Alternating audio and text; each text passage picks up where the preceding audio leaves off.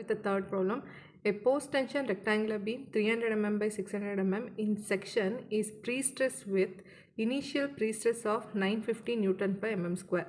There are 4 straight cables of each of area 250 mm square. The cables are situated at 100 mm from the soffit. Determine the percentage loss of pre-stress due to concrete. Assume the following: shrinkage strain in the concrete is 2 into 10 to the power of minus 4, modular ratio is 6, and ultimate creep strain of the concrete is 4 into 10 to the power of minus 6. The cables are pulled one by one. Okay, here they have given a cross section. The cross section of the beam has been given 300 mm by 600 mm, and initial pre-stress, that is nothing but P naught value. Okay. So after that they have given a shrinkage strain in the concrete also has been given, and modular ratio M value has been given, and phi value, the creep coefficient value, ultimate creep strain of the concrete has been given. And also they are saying that since it is post tension, I have already told you that in the post tension there will be a no elastic shortening losses. When means when they pull a leg, when they pull a cable from both the sides simultaneously, ಯಾವಾಗ ಒಂದೇ ಒಂದು cable ಇರುತ್ತೆ ಅದನ್ನು ಎರಡೂ ಕಡೆಯಿಂದ simultaneous ಆಗಿ full ಮಾಡ್ತಾರೆ. So that time elastic shortening losses ಇರಲ್ಲ. ಬಟ್ ಅದೇ ಪೋಸ್ಟ್ ಟೆನ್ಷನಿಂಗ್ ಬೀಮಲ್ಲಿ ಒಂದಕ್ಕಿಂತ ಜಾಸ್ತಿ ಕೇಬಲ್ಸ್ ಯಾವಾಗಿರುತ್ತೆ, ಅದಾದಮೇಲೆ ಒಂದು ಕೇಬಲ್ಸ್ನ ಯಾವಾಗ ಪುಲ್ ಮಾಡ್ತಾ ಹೋಗ್ತಾರೆ, ಸೊ ಆಗ ಲಾಸಸ್ ಅಕ್ಕರ್ ಆಗ್ತಾ ಹೋಗುತ್ತೆ. ಓಕೆನಾ? So look at here, initial pre-stress have written, I have taken all the given things. So initial pre-stress ಎಷ್ಟು ಕೊಟ್ಟಿದ್ದಾರೆ, 950 Newton per mm square. Area of each cable 250 mm square ಕೊಟ್ಟಿದ್ದಾರೆ. Pre-stressing force in each cable is 250 because the pre-stressing force, how do you calculate? Initial pre-stress equals force divided by area of cable, is it not? So now when we calculate like this, suppose for an example, so P naught equals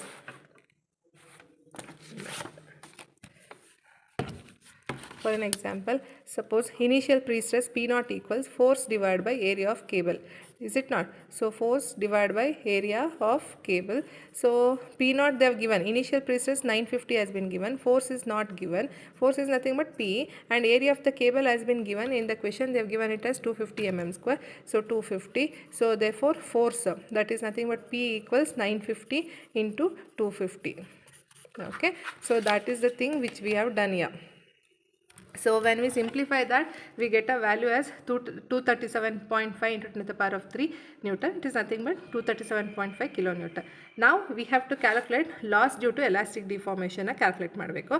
So loss due to elastic deformation calculate ಮಾಡಲಿಕ್ಕೆ we have a formula. ಏನದು? Loss equals M into FC.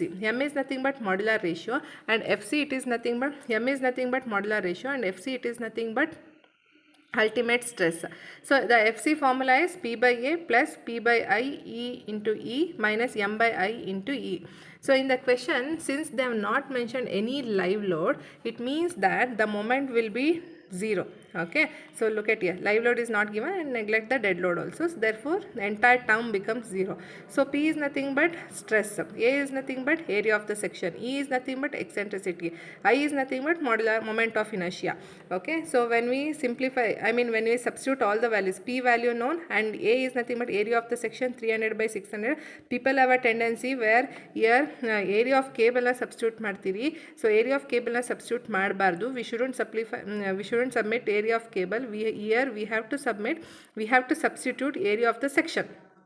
Okay, and P divided by I, moment of inertia for the rectangular section, it is BD cube by 12. So simply calculate it, and we have eccentric distance also. Look at this, here we have an eccentricity distance from this bottom to till the neutral axis. We have an eccentricity distance as 200 mm. The 200 mm you will simplify it. Okay, so after that we have to calculate the losses. Okay, so when we calculate the losses, when the first cable is pulled, okay, when the first cable is pulled and anchored, ಅಂದರೆ tie ಮಾಡಿದ್ವಿ, ಒಂದು ಕೇಬಲ್ನ full ಮಾಡಿ anchor ಮಾಡಿದಾಗ ಆ cable 1ಅಲ್ಲಿ 0 ಆಯಿತು. ಓಕೆನಾ? So cable 1ಅಲ್ಲಿ elastic shortening losses 0 ಇದೆ, ಆ್ಯಂಡ್ ಕೇಬಲ್ 2 ಪುಲ್ ಮಾಡಿದಾಗ ಇಲ್ಲಿ ಕೇಬಲ್ 1 ಆ್ಯಕ್ಟಿವ್ ಆಗುತ್ತೆ. ಓಕೆನಾ? ಫಾರ್ ಎನ್ ಎಕ್ಸಾಂಪಲ್ ಯಾವ ಥರ ಅಂತಂದರೆ, ಇವಾಗ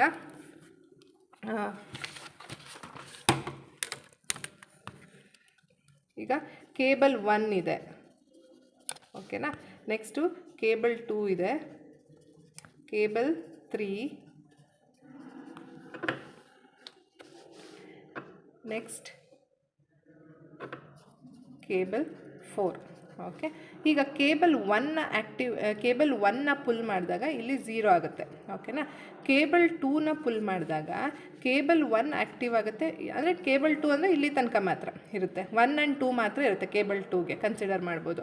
so cable 1 and 2, cable 2 pull ಮಾಡುವಾಗ ಕೇಬಲ್ 1 ಆ್ಯಕ್ಟಿವ್ ಆಗುತ್ತೆ, ಕೇಬಲ್ 2 ಇನ್ಆ್ಯಕ್ಟಿವ್ ಆಗುತ್ತೆ. ಅದೇ ಕೇಬಲ್ 3 ಹತ್ರ ಬಂದಾಗ 1, 2, 3ನ ಕನ್ಸಿಡರ್ ಮಾಡಬೇಕು. ಇಲ್ಲೇನಾಗುತ್ತೆ 3 0 ಆಗುತ್ತೆ, ಇವೆರಡವು ಕೇಬಲ್ 1 ಆ್ಯಂಡ್ ಕೇಬಲ್ 2 ಆ್ಯಕ್ಟಿವ್ ಆಗುತ್ತೆ. ಅದೇ ಥರ ಕೇಬಲ್ 4 ಹತ್ರ ಬಂದಾಗ ಕೇಬಲ್ 4 0 ಆಗುತ್ತೆ, ಇನ್ನು ಉಳಿದಿದ್ದು ಎಲ್ಲವೂ ಕೂಡ ರಿಮೈನಿಂಗ್ ಥಿಂಗ್ಸ್ ಆ್ಯಕ್ಟಿವ್ ಆಗ್ತಾ ಹೋಗುತ್ತೆ. ಓಕೆನಾ, ಆಲ್ರೆಡಿ ಆ ಕ್ಲಾಸಲ್ಲಿ ಹೇಳಿದ್ದೀನಿ ನಾನು. ಕೇಬಲ್ 1 ಪುಲ್ ಮಾಡಿದಾಗ ಕೇಬಲ್ 1 ವ್ಯಾಲ್ಯೂ 0ನೇ ಇರುತ್ತೆ. ನೆಕ್ಸ್ಟ್ ಕೇಬಲ್ 2 ಪುಲ್ ಮಾಡಿದಾಗ ಕೇಬಲ್ 2 0 ಆಗಿರುತ್ತೆ, ಕೇಬಲ್ 1 ಆ್ಯಕ್ಟಿವ್ ಆಗಿರುತ್ತೆ. ಕೇಬಲ್ 3ನ ಪುಲ್ ಮಾಡಿದಾಗ ಕೇಬಲ್ 3 0 ಆಗುತ್ತೆ, 2 ಆ್ಯಂಡ್ 1 ಆ್ಯಕ್ಟಿವ್ ಆಗುತ್ತೆ. ಕೇಬಲ್ 4ನ ಪುಲ್ ಮಾಡಿದಾಗ ಕೇಬಲ್ 4 ವ್ಯಾಲ್ಯೂ 0 ಆಗುತ್ತೆ, 1, 2, 3 ಆ್ಯಕ್ಟಿವ್ ಆಗುತ್ತೆ. ದ ಸೇಮ್ ವೇ ಇಲ್ಲೂ ಕೂಡ ಅದೇ ಥರ ಆಗಿದೆ. ಕೇಬಲ್ 1ನ ಪುಲ್ ಮಾಡಿದೆ, ಸೊ ಆಗ ಲಾಸ್ ಇನ್ ಕೇಬಲ್ 0 ಆಯಿತು. ಕೇಬಲ್ 2 ಪುಲ್ ಮಾಡಿದಾಗ ಲಾಸ್ ಇನ್ ಕೇಬಲ್ ನೋಡಿ, ಇಲ್ಲಿ ಲಾಸ್ ಇನ್ ಕೇಬಲ್ 2 ಅಲ್ಲಿ 0 ಇದೆ, ಆ್ಯಂಡ್ ಲಾಸ್ ಇನ್ ಕೇಬಲ್ 1 ಇಲ್ಲಿ ಮತ್ತೆ ಸಬ್ಸ್ಟಿಟ್ಯೂಟ್ ಮಾಡ್ತೀನಿ, m into F C. M is modular ratio, F C value already ನೀವು ಇಲ್ಲಿ ಕ್ಯಾಲ್ಕುಲೇಟ್ ಮಾಡಿದಿರಿ. ಓಕೆನಾ, so that value only will simplify it, substitute it and simplify it. And cable 3ನ pull ಮಾಡಿದಾಗ cable 3 value 0 ಆಗುತ್ತೆ, 2 and 1 active ಆಗುತ್ತೆ. Same answer substitute ಮಾಡ್ತೀರಿ, same answer ಬರುತ್ತೆ. ಆ್ಯಂಡ್ ಕೇಬಲ್ 4 ಪುಲ್ ಮಾಡಿದಾಗ 4 ವ್ಯಾಲ್ಯೂ 0 ಆಗುತ್ತೆ, 1, 2, 3 ಮೂರನ್ನು ಕ್ಯಾಲ್ಕುಲೇಟ್ ಮಾಡಬೇಕು. ಕೇಬಲ್ 1, ಕೇಬಲ್ 2, ಕೇಬಲ್ 3 ಮೂರನ್ನು ಕ್ಯಾಲ್ಕುಲೇಟ್ ಮಾಡ್ತೀರಿ. ಸೊ ಅದಾದಮೇಲೆ you will calculate cable 1 value was 0, cable 2 value 18.42, cable 3 value 18.42 plus 18.42, cable 4 value 18.42 plus 18.42 plus 18.42. The total stress ಏನು ಬರುತ್ತೆ? So look at here, the total ಇಷ್ಟು ಬರುತ್ತೆ 55.28, 36.84, 18.42 ಅಂದರೆ ಕೇಬಲ್ 1, ಕೇಬಲ್ 2, ಕೇಬಲ್ 3, ಕೇಬಲ್ 4 ಅಂತ ಅಂದ್ಬಿಟ್ಟು. ಸೊ ಅದನ್ನು ಆ್ಯಾವ್ರೇಜ್ ತೆಗೆದಾಗ we get average loss of prestress due to elastic deformation is 27.63 Nm/mm². Once after average ತೊಗೊಂಡು ಆದಮೇಲೆ ಏನು ಮಾಡಬೇಕು ಅಂತ ಅಂದರೆ ಲಾಸ್ ಡ್ಯೂ ಟು ಶ್ರಿಂಕೇಜ್ನ ಕ್ಯಾಲ್ಕುಲೇಟ್ ಮಾಡಬೇಕು. ಪೋಸ್ಟ್ ಟೆನ್ಷನಿಂಗ್ ಆ್ಯಕ್ಚುಲಿ ಎಲ್ಲ ಲಾಸಸ್ಸು ಇರಲ್ಲ, ಎಲ್ಲ ಲಾಸಸ್ಸು ಇರುತ್ತೆ. ಅಂದರೆ losses due to elastic deformation, losses due to shrinkage, losses due to creep, losses due to anchorage, ಈ ಎಲ್ಲ ಲಾಸಸ್ಸು ಇರುತ್ತೆ. ಬಟ್ ಯಾವಾಗ ನೀವು ಅದನ್ನು ಕ್ಯಾಲ್ಕುಲೇಟ್ ಮಾಡಬೇಕು ಅಂದರೆ, ಇವಾಗ ಆ್ಯಂಕ್ರೇಜ್ ವ್ಯಾಲ್ಯೂ ಡೆಲ್ಟಾ ವ್ಯಾಲ್ಯೂ ಕೊಟ್ಟಿದ್ದರೆ ಮಾಡಬೇಕು, ಶ್ರಿಂಕೇಜ್ ಸ್ಟ್ರೈನ್ ಕೊಟ್ಟಿರ್ತಾರ ವ್ಯಾಲ್ಯೂ ಮಾಡಬೇಕು, ಅವಾಗ ಕ್ಯಾಲ್ಕುಲೇಟ್ ಮಾಡಬೇಕು. ಕ್ರೀಪ್ ಕೊಯಿಫಿಷಿಯೆಂಟ್ ಕೊಟ್ಟಿದ್ರೆ ಅವಾಗ ಕ್ರೀಪ್ ಲಾಸ್ ಮಾಡಬೇಕು, ಆ ಥರ. ಓಕೆ, ಇವಾಗ ಲಾಸ್ ಡ್ಯೂ ಟು ಶ್ರಿಂಕೇಜಿಗೆ formula loss equals epsilon C S into E S. Epsilon C S it is nothing but shrinkage strain. So shrinkage ಸ್ಟ್ರೈನ್ನ ಕೊಟ್ಟಿದ್ದಾರೆ ಕ್ವೆಶನಲ್ಲೇ 2 × 10⁻⁵ ಅಂತ ಅಂದ್ಬಿಟ್ಟು. Modulus of elasticity of the steel ಕೊಟ್ಟಿದ್ರೆ what they will be giving, you take that one only, or else you can directly assume it as modulus of elasticity standard value is 2 × 10⁵. So substitute ಮಾಡಿ answer ಸಿಗುತ್ತೆ. Next loss due to creep calculate ಮಾಡಬೇಕು. So using ultimate creep strain formula. ಓಕೆನಾ, so creep strain formula ಬೇರೆ ಇದೆ, creep loss due to ಕ್ರೀಪಿಗೆ formula ಬೇರೆ ಇದೆ. So ಹಂಗಾಗಿ you have to be very careful. Loss equals epsilon C S into F C into E S. Epsilon C S ultimate creep strain, F C already calculate ಮಾಡಿದ್ದೀವಿ, E S modulus of elasticity of the steel.